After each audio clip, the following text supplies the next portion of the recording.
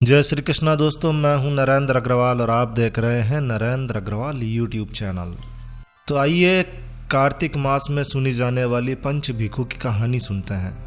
किसी गांव में एक साहूकार था और उसका एक बेटा और बहू भी थे। बहू कार्तिक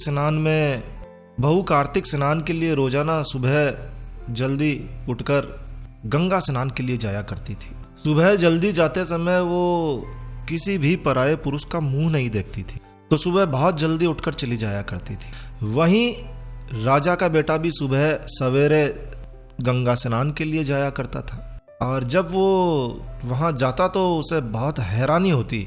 वो हैरान होता कि मैं इतनी जल्दी उठता हूँ, इतनी जल्दी, लेकिन कोई तो है जो मुझसे भी जल्दी उठकर नहा लेता है। तो राजा के बेटे को बहुत ज़्यादा हैरानी होती। कार्तिक माह के 5 दिन बचे थे। एक दिन साहूकार की बहू स्नान करके वापस जा रही थी और उस समय राजा का बेटा स्नान के लिए आ रहा था।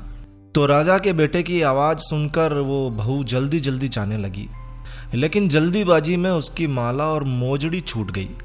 अब राजा के बेटे ने उसकी माला और मोजड़ी उठा ली और सोचने लगा कि जिस स्त्री की ये माला मोजड़ी इतनी सुंदर है, वो स्त्री कितनी सुंदर होगी। उसने पूरे गांव में मुनादी करवा दी कि जिसकी भी ये माला मोजड़ी है वो 5 रात मेरे पास आएगी। साहूकार के बेटे की बहू ने कहलवा दिया कि मैं 5 रात आऊंगी, लेकिन किसी को साख भरने के लिए बैठा देना। राजा के बेटे ने एक तोते को पिंजरे में बंद करके गंगा किनारे पेड़ पर टांग दिया। बहू सुबह के समय आई, पहली पौड़ी पर पैर रखा और बोली, हे कार्तिक के ठाकुर राई दामोदर, 5 पांडु, छठे नारायण, भीकम राजा, उस पापी को नींद आ जाए। राजा के बेटे को नींद आ गई। बहू नहा धोकर चलने लगी तो तोते से बोली, सुआ सुआ, तेरे गल डालूंगी हीरा, मेरी साख भरियो वीरा। सुआ बोला कि कोई वीर भी साख भरता है क्या? तो वह फिर बोली, सुआ सुआ, सुबह तेरे पग घालूंगी नेवर, साख भरियो मेरे देवर। सुआ ने कहा, ठीक है भाभी, मैं तेरी साख रखूंगा। तो वह तो कहकर चली गई। राजा का बेटा हड़बड़ाकर उठा और सुआ से पूछा, तोता से पूछा, सुआ सुआ वह आई थी, कैसी थी? सुआ बोला, आभा की सी बिजली, होली की सी झल, केला की सी कामनी, गुलाब सा रंग। अगले दिन राजा के बेटे ने सोचा कि आज मैं अपनी अंगुली में चीरा लगा लूंगा, इससे मुझे नींद नहीं आएगी।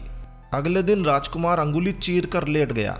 वह आई और भगवान से उसी तरह प्रार्थना करने लगी, हे कार्तिक के ठाकुर राई दामोदर, 5 पांडु, छठे नारायण, भीकम राजा, उस पापी को नींद आ जाए। राजा के बेटे को नींद आ गई। वह स्नान करके फिर से वापस चली गई।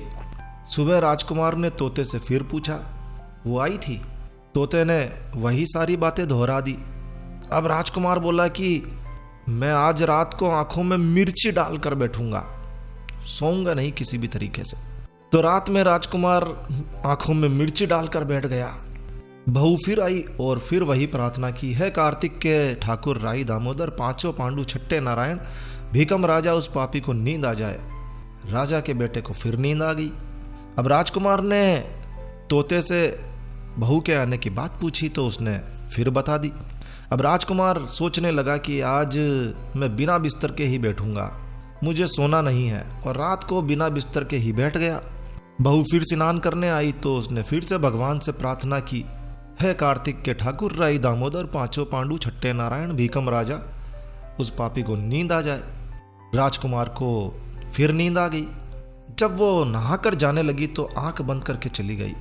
राजकुमार जब उठा तो वो जा चुकी थी। राजकुमार फिर सोच में पड़ गया और सोचने लगा कि अब कैसे जगा जाए। तो राजकुमार ने सोचा कि आज मैं अंगीठी जलाकर बैठूंगा, जिससे मुझे नींद नहीं आएगी, और रात में वो अंगीठी रखकर बैठ गया। साहूकार की बहू फिर आई और फिर वही प्रार्थना भगवान से करने लगी। उसने भगवान से कहा कि हे भगवान, 4 रातें तो आपने निकाल दी, अब ये रात भी निकलवा दो। तो भगवान ने भी उसकी बात रख ली और राजकुमार को फिर नींद आ गई। तो वो बहू जब नहाकर जाने लगी तो तोते से बोली कि इस पापी से कह देना कि 5 रातें पूरी हो चुकी है और वो मेरे मोतियों की माला मेरे घर भिजवा दे। सुबह राजकुमार की आंखें खुली तो उसने तोते से पूछा कि क्या वो आई थी। तोते ने कहा हाँ वो आई थी और उसने अपनी माला मंगवाई है। यह सुनकर राजकुमार सोचने लगा कि वह तो सच्ची थी, तभी तो भगवान ने भी उसका सत रखा। कुछ समय के बाद राजकुमार को कौड़ हो गया। राजा ने कई ज्योतिषियों को, कई ब्राह्मणों को बुलाकर पूछा कि ये मेरे बेटे का शरीर क्यों जल रहा है। सभी ब्राह्मणों ने विस्तार से सारी बात राजा को बताई कि इसने क्या किया था। ब्राह्मणों ने कहा कि इसने एक पतिव्रता स्त्री पर बुरी नज़र डाली और इसीलिए इसे ये रोग हुआ है। तब राजा ने कहा कि चलो जो हुआ सो हुआ, अब इसके ठीक होने का क्या उपाय है। तो ब्राह्मणों ने कहा कि ये उस साहूकार की बहू को धर्म की बहन बनाए और रोजाना उसके नहाए हुए जल से ये स्नान करे तो ये ठीक हो सकता है।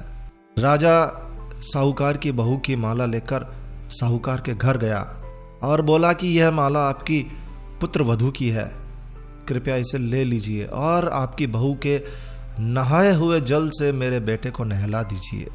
साहूकार बोला कि वह तो किसी पराये पुरुष का मुंह तक नहीं देखती है, आप इसे नाली पर बिठा दीजिए।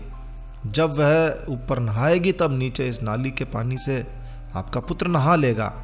राजकुमार ने ऐसा ही किया और कुछ समय बाद उसका शरीर ठीक हो गया। है पंच भिखु देवता, जैसे आपने साहूकार की पुत्र वधू का सत रखा वैसे ही सभी का सत रखना। कहते कि सुनने को सभी को फल देना। पंच भिखु की कहानी के साथ साथ एक गीत भी है।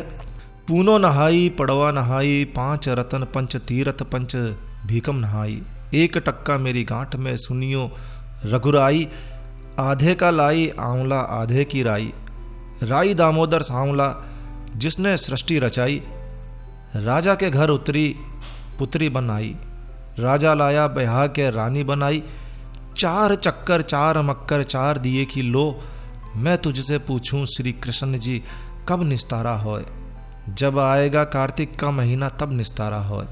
तो ये पंच भिखु का गीत भी है जिसे रोजाना कार्तिक में जरूर से सुनना चाहिए।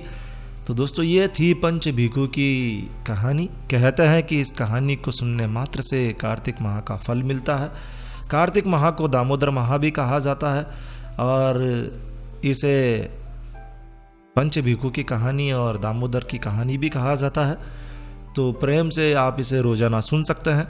तो बस इस वीडियो को यहीं विराम देते हैं दोस्तों। यह वीडियो, यह जानकारी, यह कहानी आपको कैसी लगी कमेंट करके हमें ज़रूर बताएं। यदि आपको यह वीडियो अच्छा लगा है तो लाइक के बटन पर ज़रूर क्लिक कीजिए और यदि आपने हमारा ये चैनल सब्सक्राइब नहीं किया हुआ है तो इसी तरह की धार्मिक जानकारियों के लिए और होम रेमेडीज़ के लिए और टेक्निकल नॉलेज के लिए, तरह तरह की जानकारियों के लिए, इन्फॉर्मेशंस के लिए आप इस वीडियो को और इस चैनल को सब्सक्राइब कर सकते हैं, क्योंकि हम इस चैनल पर इसी तरह की कई सारी जानकारियों को आपके साथ शेयर करते हैं। तो मिलते हैं एक नए वीडियो में, तब तक के लिए stay healthy stay happy. Thank you for watching my video. Thanks. जय सिया राम, जय हनुमान।